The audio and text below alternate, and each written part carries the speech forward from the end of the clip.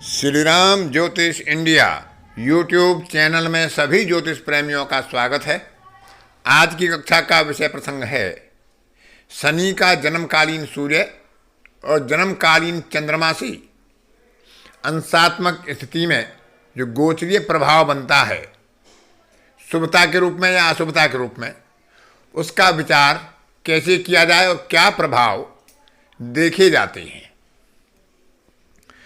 शनि का जब चंद्रमा से द्वितीय, द्वादश और चंद्रमा के ऊपर से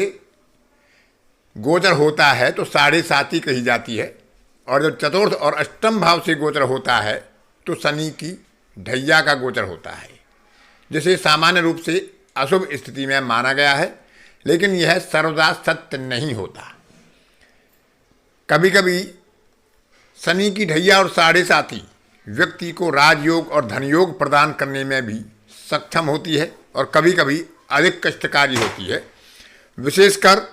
जब दशा अंतरदशा या प्रत्यंतर दशा शनि की चल रही हो और शनि का गोचर विशेष रूप से खराब हो, किसी ऐसी कक्षा से गोचर हो रहा हो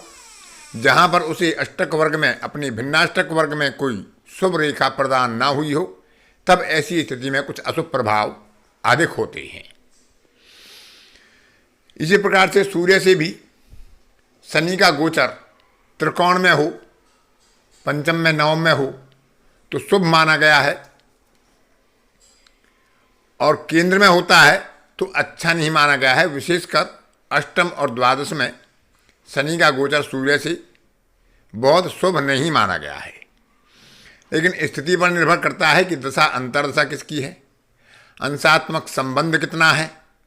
शनि की और सूर्य की और चंद्रमा की जन्म काल में स्थिति कैसी है, गोचर काल में उनका बलाबल कितना है प्रभाव, तभी शुभ या अशुभ के प्रभाव में देखा जा सकता है। तो पहले विचार करते हैं शनि का जन्मकालीन सूर्य से शुभ और अशुभ प्रभाव, और उसके बाद चंद्रमा से शुभ और अशुभ प्रभाव का विचार कैसे किया जाए और वह प्रभाव किस प्रकार से जातक को अपने जीवन में प्रभावित करते हैं। जन्मकालीन सूर्य से जब शनि का प्रभाव, गोचरीय प्रभाव शुभ अवस्था में होता है, शुभ स्थिति में होता है, त्रिकोण में होता है, दोनों की स्थिति गोचर में और जन्म काल में बलवान होती है, शुभ होती है, तो ऐसे समय में जातक मानसिक रूप से दृढ़ होता है, संकल्प शक्ति उसकी बलवान होती है और उसके अंदर एकाग्रता की क्षमता का विकास होता है। एकाग्र होकर अपने लक्ष्य की तरफ आगे बढ़ता है और लक्ष्य को साधता भी है। अथकता का प्रादुर्भाव, यानी जातक के अंदर एक ऐसी शक्ति का प्रवेश हो जाता है कि वह अथक प्रयास करने के बाद भी थकावट का अनुभव नहीं करता है और आगे ही बढ़ता रहता है। अपने आप से अभिव्यक्ति की जागृति व्यक्ति को बहुत अच्छी तरह से शुभ रूप में प्रभावित करती है। जातक अपने शुभ निर्णय, अच्छे निर्णय ले पाता है क्योंकि उसे आत्म अवलोकन की क्षमता का विकास हो जाता है और वह स्वयं से अपने आप से एक संकल्प लेता है और आगे बढ़ता है। जातक यदि किसी रोग से पीड़ित होता है तो उसे उससे आरोग्य का सुख मिलता है, रोग से मुक्ति होती है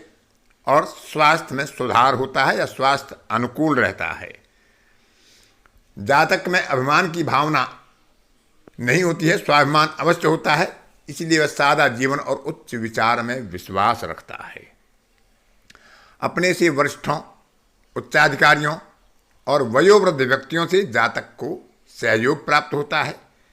पिता से अच्छा सहयोग प्राप्त होता है, और जातक जो भी कर्म करता है, जो भी संघर्ष करता है, उसके कारण उसे एक पहचान मिलती है और उस पहचान का उसे आगे आने वाले जीवन में लाभ भी मिलता है।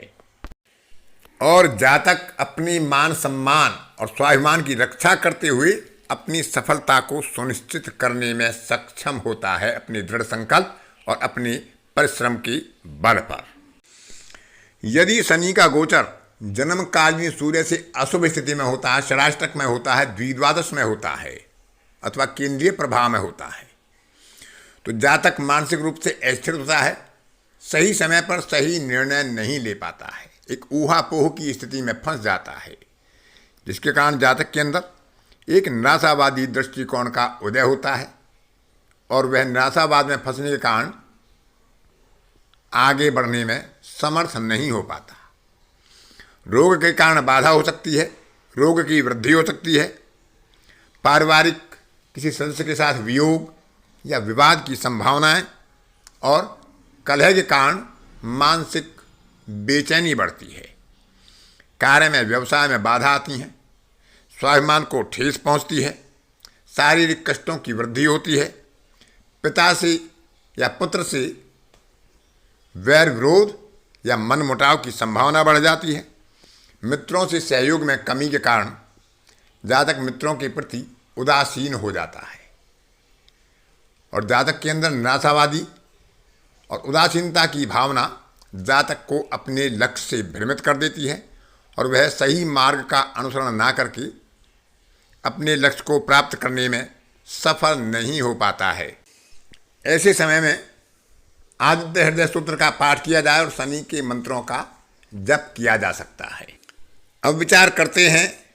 जन्मकालीन चंद्रमा से शनि के शुभ गोचर का क्या प्रभाव होता है। जातक के अंदर मानसिक शांति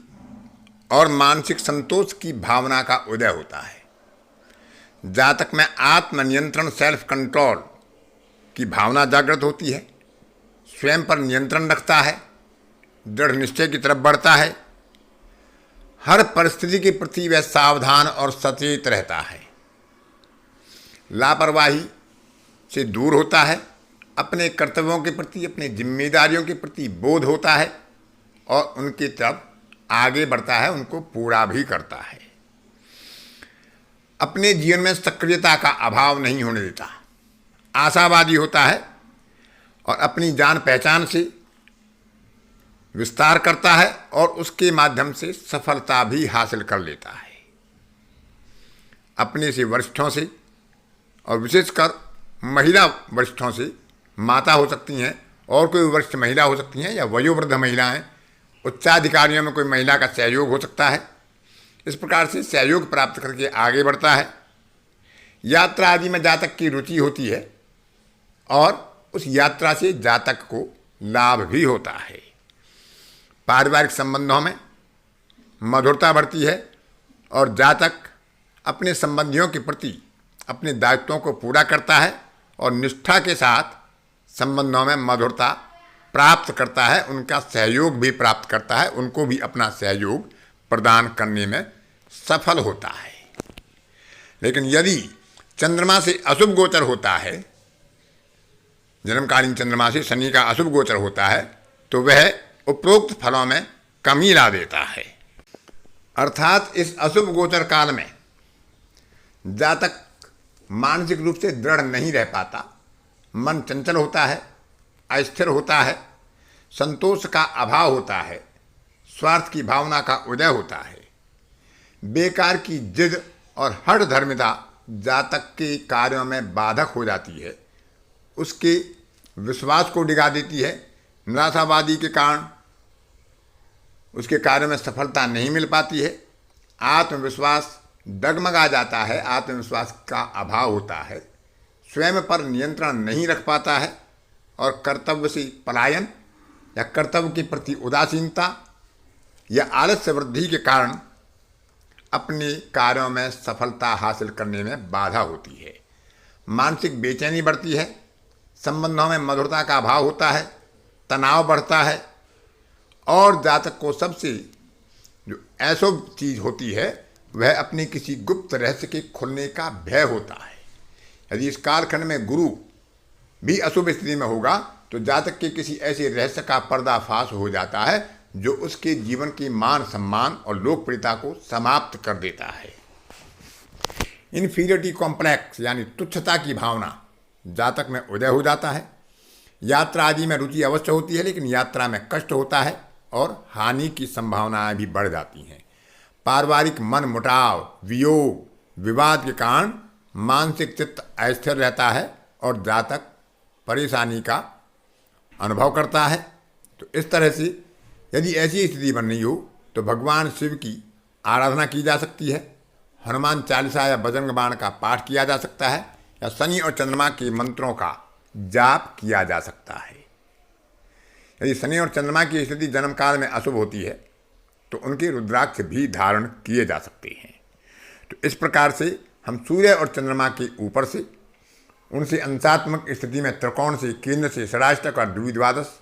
राशियों में उसके संबंधों का गोचर में प्रभाव विचार कर सकते हैं। आज की कक्षा में इतना ही।